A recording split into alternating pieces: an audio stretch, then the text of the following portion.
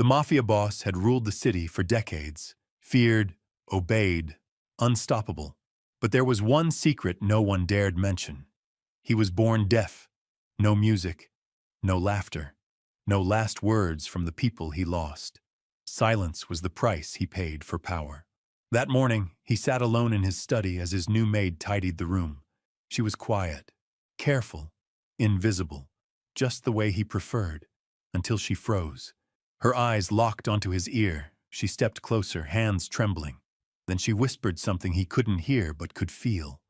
With a gentle motion, she reached toward him and pulled out something small, something hidden, something no doctor had ever noticed. The Mafia boss stiffened. A sharp rush flooded his head, and then for the first time in his life, he heard a sound. His own breath, the room, the world. The silence shattered, and in that moment, the most powerful man in the city realized the greatest miracle of his life had just come from the one person he never truly saw. Stay with me until the end, because what he hears next will change everything he believes about his past. Before we begin, don't forget to like this video, hit subscribe, and comment where you're watching from. Now, let's get started. Vincent Torino controlled everything. Every street corner, every business deal, every whispered conversation that mattered in this city belonged to him. Men twice his size trembled when his shadow fell across their path.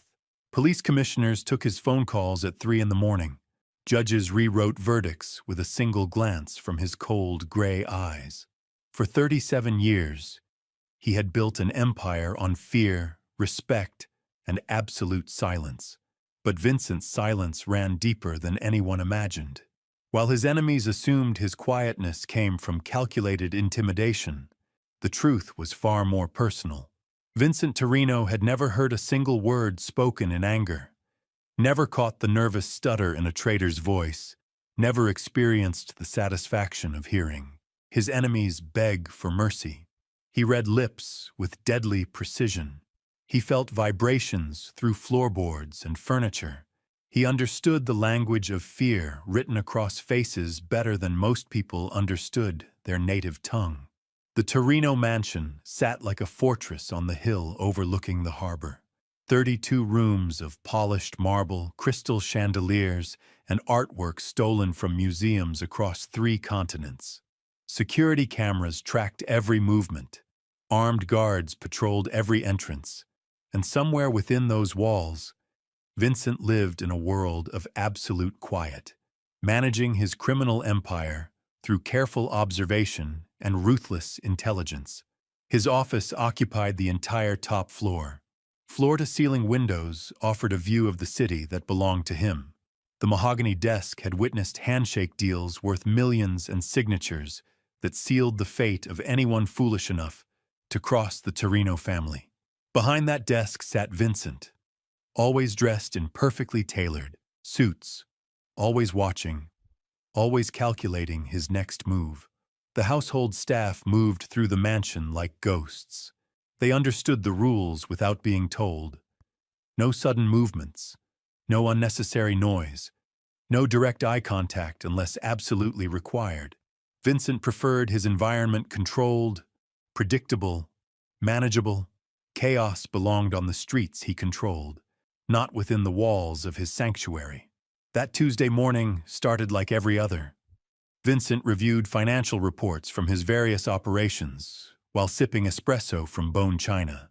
The numbers told their familiar story of profit and power. The docks generated steady income from shipping containers that never saw customs inspection. The construction contracts provided perfect opportunities for money laundering. The casino revenues flowed like a golden river directly into offshore accounts. Maria Santos arrived at 7:30 sharp for her first day of employment. She carried herself differently than the previous housekeeping staff. Where others moved with nervous energy, she walked with quiet confidence. Her references had checked out perfectly. Previous employers praised her attention to detail, her discretion, her ability to work efficiently without supervision. More importantly, she came from the old neighborhood where people understood the value of keeping their mouths shut. Mrs. Benedetti, the head housekeeper, led Maria through the mansion's corridors. The older woman's instructions were precise and non-negotiable. Start in the guest quarters. Work your way through the formal dining areas. Save the master's study for last, and only when he signals permission. Never interrupt. Never ask questions. Never assume anything. Maria nodded at each instruction, absorbing the weight of expectation that hung over the household. She had worked for wealthy families before, but nothing quite like this. The mansion felt different, heavier, as if the walls themselves held secrets that demanded respect. Vincent noticed her immediately when she entered his study that afternoon. Not because she was beautiful, though she carried herself with an elegance that commanded attention. Not because she seemed nervous, though he detected the slight tension in her shoulders as she began dusting the antique furniture. He noticed her because she moved with purpose. Each gesture was deliberate, efficient, respectful of the space she occupied. She worked systematically around the room. The bookshelf filled with leather-bound volumes he had never read, but kept for appearances. The crystal decanters containing whiskey, older than most of his enemies. The collection of ivory chess pieces arranged on a board, where no game had been played in 20 years. Vincent watched her from his peripheral vision, noting how she handled each item with appropriate care. Maria approached the area near his desk to dust the window ledge. Vincent continued reading his reports, maintaining the illusion of disinterest while keeping her within his sight. She worked quietly, respectfully, exactly as he preferred. But then something changed. Her movements slowed. She paused mid-motion, cloth suspended in her hand. Vincent looked up to find her staring directly at him with an expression he couldn't immediately interpret. Not fear, not curiosity, something else entirely. Something that made his chest tighten with unfamiliar tension. She took a step closer, then another. Her eyes remained fixed on the right side of his head, with an intensity that made Vincent's jaw clench. No one stared at him like this. No one dared examine him as if he were a puzzle requiring solution. His hand moved instinctively toward the desk drawer where he kept his pistol. But Maria's expression wasn't threatening. It was concerned, almost maternal. She raised her hand slowly, pointing toward his ear with a trembling finger. Her lips moved, forming words he couldn't hear but somehow felt in the space between them. The air itself seemed to vibrate with whatever message she was trying to convey. Vincent's world operated on control. Every variable managed, every outcome predicted, every threat neutralized before it could materialize. But this moment existed outside his carefully constructed reality. This woman, this stranger, was seeing something that dozens of doctors, specialists, and medical experts had missed throughout his entire life. Maria's hand hovered inches from his ear. Vincent could feel the warmth radiating from her palm, could sense the careful deliberation in her movement. Every instinct screamed at him to pull away, to reassert control, to remind this woman exactly who she was dealing with. But something deeper held him frozen in place. Something he had never experienced before. Trust. Her fingers moved with surgical precision, not the cold, clinical touch of the medical professionals who had poked and prodded him throughout childhood. This was different, gentle, almost reverent, as if she understood that what she was about to do would change everything. Vincent felt a strange pressure in his ear canal, a sensation he had grown so accustomed to that it had become part of his normal existence, like a constant companion he had never questioned. Maria's brow furrowed in concentration as she worked, her breathing steady and focused. She was reaching for something that had been there for decades. The resistance was immediate. Whatever blocked his hearing had settled deep, becoming part of his anatomy through years of neglect. Maria paused, meeting his eyes with a look that asked permission to continue. Vincent found himself nodding, surrendering control to this woman he barely knew. The most dangerous man in the city placing his fate in the hands of his housekeeper. She adjusted her approach, angling differently, applying gentle but persistent pressure. Vincent felt movement inside his head, a shifting sensation that made his stomach clench with anticipation and terror. What if this changed nothing? What if he remained trapped in silence forever? What if this moment of hope became just another disappointment in a lifetime of medical failures?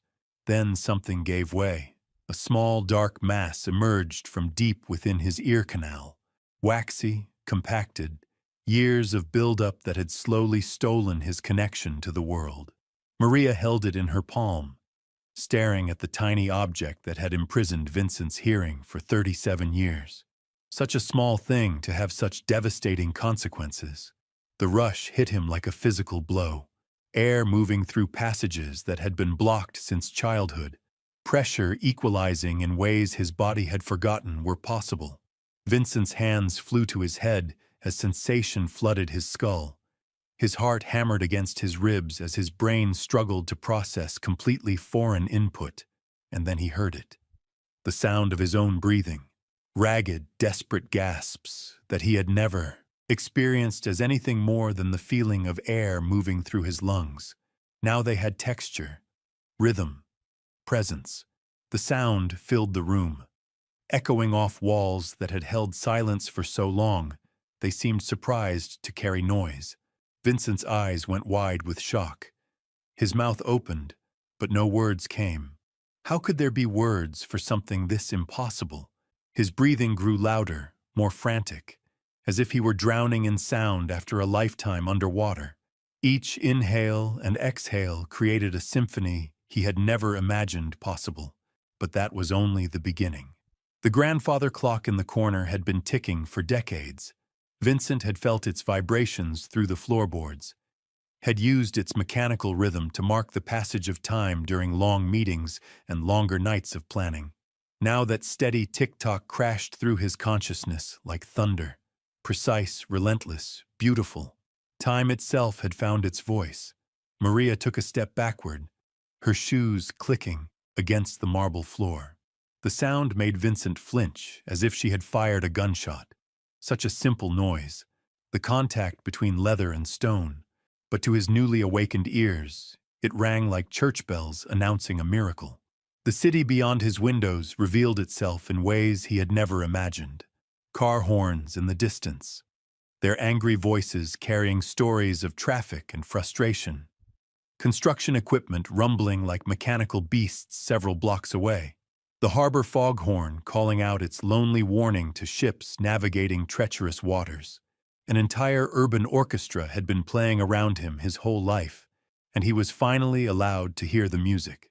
Vincent stood slowly, his legs unsteady beneath him. The leather chair creaked as his weight shifted. Another sound he had never experienced, the rustle of his expensive suit fabric as he moved, the soft whisper of papers sliding across his desk as his movement disturbed them. Even his own heartbeat seemed to echo in the newfound acoustic landscape of his awareness. Maria watched him with tears streaming down her face. She understood what this moment meant.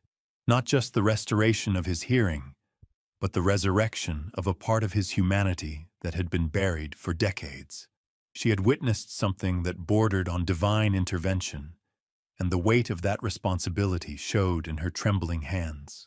Vincent tried to speak, to thank her, to express what words could never capture, but his voice, unused to being heard by its own owner, came out as a broken whisper. The sound of his own vocal cords vibrating, creating words he could finally receive as well as send. It was too much, too overwhelming, too impossibly wonderful. He sank back into his chair, overwhelmed by the sensory revolution taking place in his head. 37 years of silence had ended in a single moment of gentle intervention. This woman, this stranger who cleaned his floors and dusted his shelves, had accomplished what teams of specialists had declared impossible. But as the initial shock began to fade, Vincent realized something that chilled him to the bone. If Maria could see what doctors had missed, if she could fix what experts had declared unfixable, then everything he believed about his condition had been built on lies.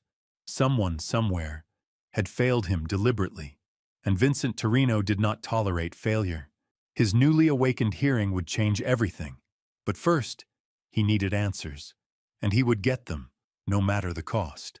The questions started immediately.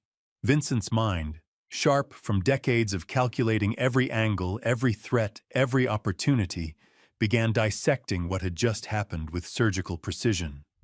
How long had that blockage been there? Since birth? Since childhood? How many medical professionals had examined him throughout his life without noticing something so obvious? Dr. Morrison had been the family physician for 23 years, a respected ear specialist who charged premium rates for his expertise. He had examined Vincent's ears countless times, always concluding that the deafness was congenital, irreversible, something to accept rather than treat.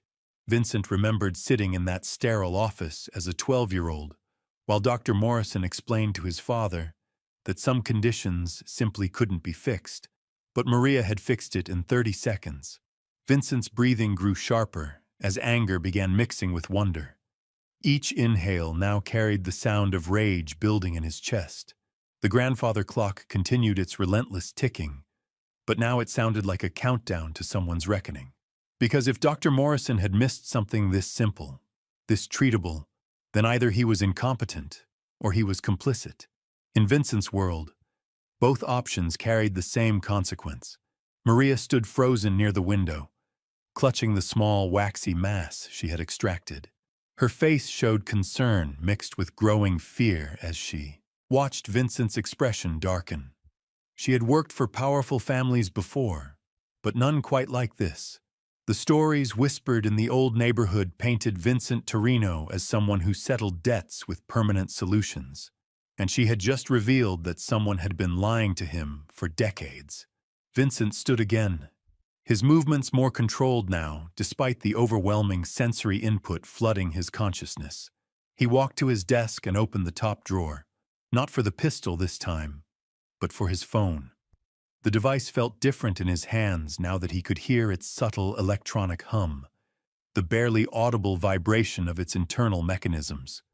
He dialed Dr. Morrison's private number, the one reserved for emergencies and family matters. As the phone rang, Vincent experienced something completely new, the actual sound of a telephone call. Each ring reverberated through the speaker, through his ear into his consciousness with crystal clarity. When the doctor's voice answered, Vincent nearly dropped the phone. A human voice, real, textured, carrying emotion and inflection that lip reading had never conveyed. Dr. Morrison sounded older than Vincent remembered, tired, perhaps a little nervous about receiving an unexpected call from his most dangerous patient. Vincent's own voice came out stronger this time, though still rough from the shock of hearing himself speak. He arranged an immediate appointment. Not a request, a command delivered with the quiet authority that had made grown men weep. Dr. Morrison agreed without question, as he always did when the Torino family called.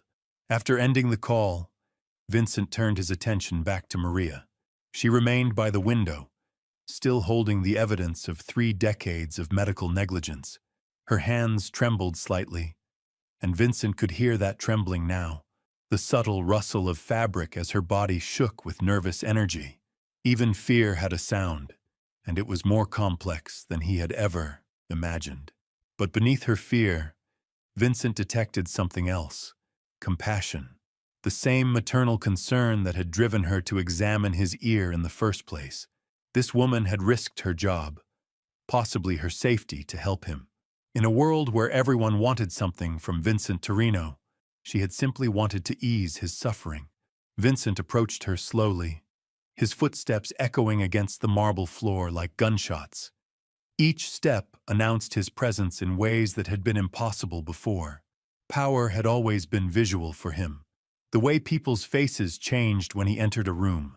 The way conversations stopped mid-sentence. The way even hardened criminals found excuses to look anywhere except directly at him. Now power had a soundtrack.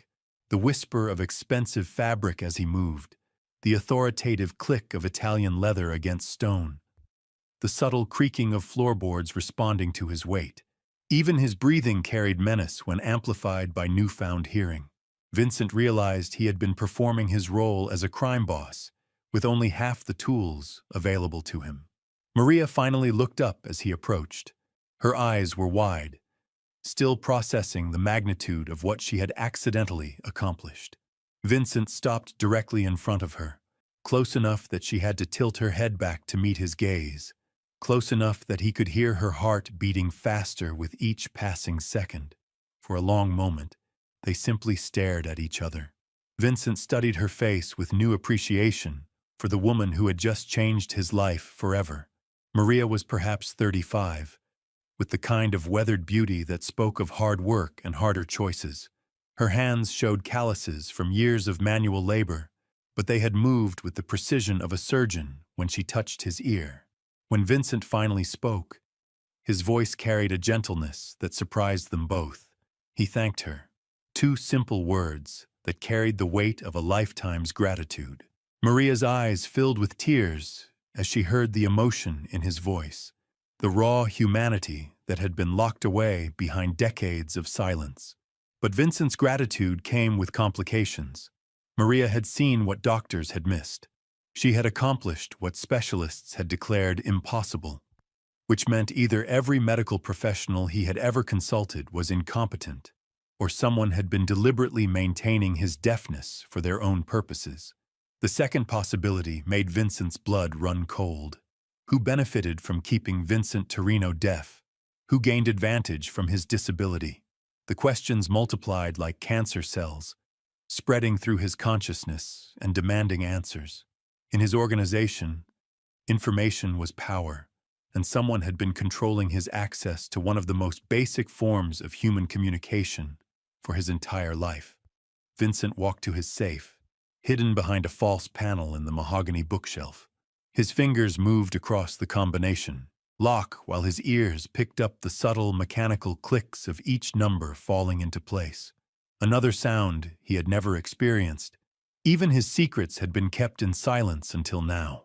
Inside the safe, among stacks of cash and sensitive documents, Vincent kept detailed files on everyone in his organization, including medical records, payment histories, and personal information about Dr. Morrison. If the doctor had been deliberately negligent, the evidence would be somewhere in those carefully maintained records. But first, Vincent needed to understand the full scope of what had been stolen from him. He had lived 37 years believing his deafness was an unchangeable fact of life, a limitation that shaped every decision, every relationship, every moment of his existence. Now that limitation had been revealed as an illusion, a lie maintained by people he had trusted with his most vulnerable moments. The rage building in Vincent's chest had a sound now, the sharp intake of breath through clenched teeth, the grinding of molars as his jaw tightened with fury, the steady rhythm of his heart pumping blood through veins that carried decades of accumulated anger. Even his silence had been taken from him, replaced by the unavoidable soundtrack of his own emotional responses. Maria remained by the window, watching Vincent's face cycle through shock, gratitude, suspicion, and finally cold calculation. She had worked for enough powerful men to recognize the expression that was settling over his features. Someone was about to pay a very steep price for their deception. Vincent's phone rang again, and this time he was prepared for the sound. The caller ID showed his lieutenant, Marco, checking in with the day's reports. Vincent answered, and for the first time in his life, he heard the voice of his most trusted associate. Marco sounded exactly as Vincent had imagined, deep, gravelly, carrying the weight of too many cigarettes and too much whiskey. The Katabai conversation was brief and professional. Marco reported on collections, territorial disputes, and routine business matters. But Vincent found himself distracted by the texture of human speech, the way emotion colored every syllable, the subtle cues that had been invisible to him throughout their 20-year partnership. After ending the call, Vincent realized something that made his stomach clench with new understanding. How many conversations had he misunderstood because he could only see lips, not hear tone? How many enemies had he failed to detect because he couldn't hear the nervousness in their voices? How many allies had he misjudged because he missed the sincerity in their words. His deafness had been more than a medical condition. It had been a strategic disadvantage that someone had deliberately maintained, and Vincent Torino did not tolerate disadvantages any more than he tolerated lies. The appointment with Dr. Morrison was scheduled for 6 o'clock that evening. Vincent spent the remaining hours experiencing his mansion with newly awakened senses. The house that had been his sanctuary of silence revealed itself as a symphony of subtle sounds. Water moving through pipes behind the walls, the hum of electrical systems powering his security network, the distant murmur of staff members going about their duties in other wings of the mansion. Each sound told a story Vincent had never been able to read before. The patterns of movement that revealed which servants were nervous, which were efficient, which were simply going through the motions of their employment. His world had suddenly become three-dimensional, in ways he was still struggling to comprehend. But as the afternoon faded toward evening, Vincent's focus narrowed to a single purpose. Someone had stolen 37 years of his life. Someone had profited from his disability. Someone had looked him in the eye and lied about his condition while collecting payment for their deception, and Vincent Torino always collected his debts with interest. Dr. Morrison's office sat in the most expensive medical building downtown. Vincent had been there dozens of times over the years, always leaving with the same verdict: permanent hearing loss, congenital defect, nothing to be done. Accept your condition and move forward. Tonight felt different as Vincent walked through those familiar hallways. His footsteps echoed off polished floors with a rhythm he had never experienced. The elevator hummed with mechanical precision as it carried him to the 15th floor.